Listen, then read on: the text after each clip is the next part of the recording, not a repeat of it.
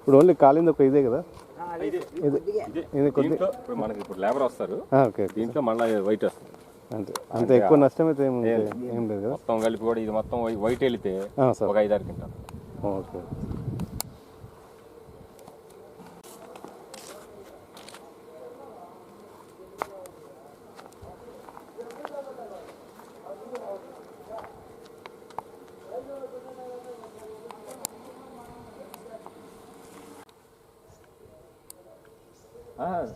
చెప్పాను సార్ చూశారు.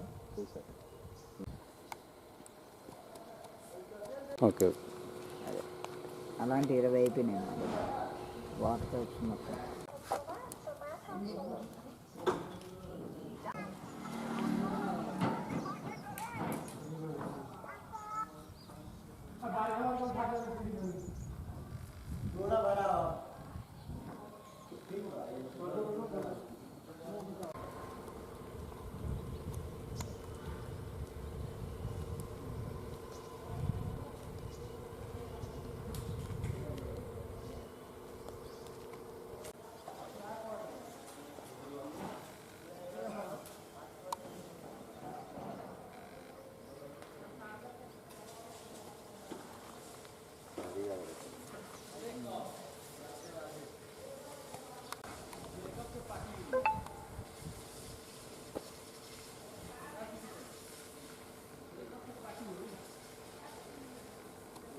శ్రీనివాస్ అండి. నిన్న మధ్యాహ్నం మన పత్తి మిల్లు గాలిపల్లి మిల్లులో చిన్న స్పార్క్ వచ్చి రవ్వ పడంగానే నిన్న మిల్లులో ఉన్న సిలిండర్స్ హమాలి దగ్గరుండి అప్రమత్తమై వెంటనే కంట్రోల్ చేశామండి.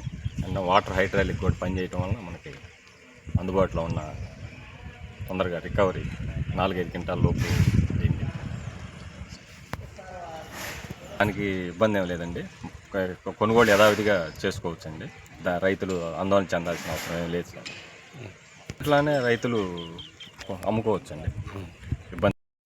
నా పేరు జిల్లా వెంకటేశం, అది శ్రీ సప్తగిరి శ్రీనివాస ఆగ్రో ఇండస్ట్రీస్, గాలిపల్లి గ్రామము, ఇల్లంతకుంట మండలము. నిన్నటి రోజున చిన్న షార్ట్ సర్క్యూట్ వల్ల, ఒక నిప్పు వల్ల అది మన చిన్నగా అగ్ని అంటే పత్తి అంటుకున్నది. దానివల్ల పెద్ద నష్టమేం జరగలేదు. మా దగ్గర ఉన్నటువంటి సిబ్బంది, తర్వాత మన సిలిండర్లు, తర్వాత హైడ్రాలిక్ పంప్ సెట్లు, తర్వాత స్ప్రింక్లర్స్ ద్వారా తొందరగా ఆర్పేశాము. ఫైర్ ఇంజన్ రాకుండానే మేము ఆర్పేశాము. మొత్తం మీద ఒక 3-4 క్వింటాల పత్తి దహనం అంటే అంటుకుని తప్ప పెద్ద మొత్తంలో జరగలేదు. రైతులు ఎలాంటి ఆందోళనకు గురి కావద్దు.